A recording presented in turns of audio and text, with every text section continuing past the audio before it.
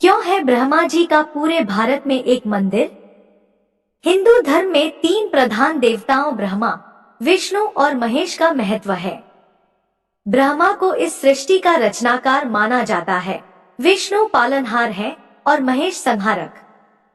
हालांकि जहां विष्णु और महेश के अनगिनत मंदिर हैं, वहीं ब्रह्मा जी का पूरे भारत में केवल एक ही मंदिर है और वह भी राजस्थान के प्रसिद्ध तीर्थ स्थल पुष्कर में स्थित है।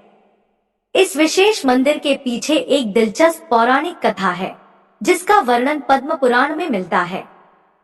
पौराणिक कथा, सावित्री ने ब्रह्मा जी को क्यों दिया था श्राप? पद्म पुराण के अनुसार एक समय धरती पर वज्रनाश नामक राक्षस ने उत्पात मचा रखा था।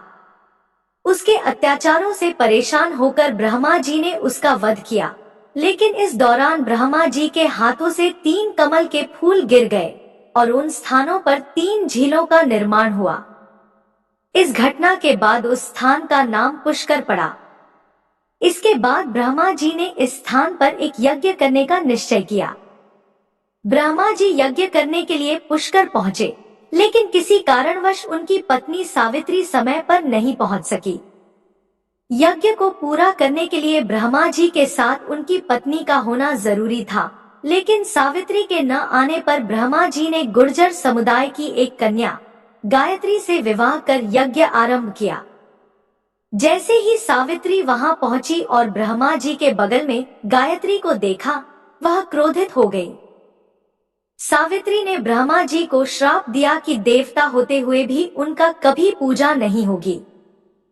इस पर सभी देवता भयभीत हो गए और उनसे श्राप वापस लेने की प्रार्थना करने लगे, लेकिन सावित्री ने अपना श्राप वापस नहीं लिया।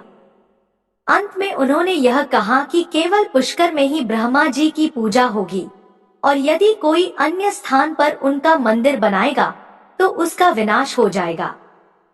इसके अलावा देवी सरस्वती ने भी भगवान विष्णु को श्राप दिया था कि उन्हें अपनी पत्नी से अलगाव का कष्ट सहना होगा, और यही कारण था कि भगवान राम, जो विष्णु के अवतार थे, को 14 साल का वनवास झेलना पड़ा और उन्हें अपनी पत्नी सीता से दूर रहना पड़ा।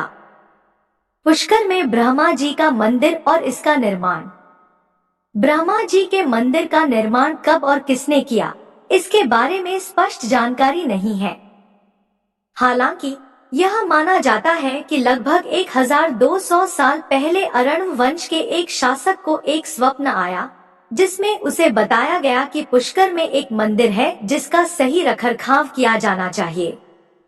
इसके बाद राजा ने मंदिर के पुराने ढांचे को पुनः जीवित किया और उसे संजोने का कार्य किया।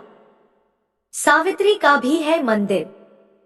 पुष्कर में ब्रह्मा जी के मंदिर के पास ही सावित्री का भी मंदिर स्थित है, लेकिन वह ब्रह्मा जी के मंदिर से कुछ दूर एक पहाड़ी पर है।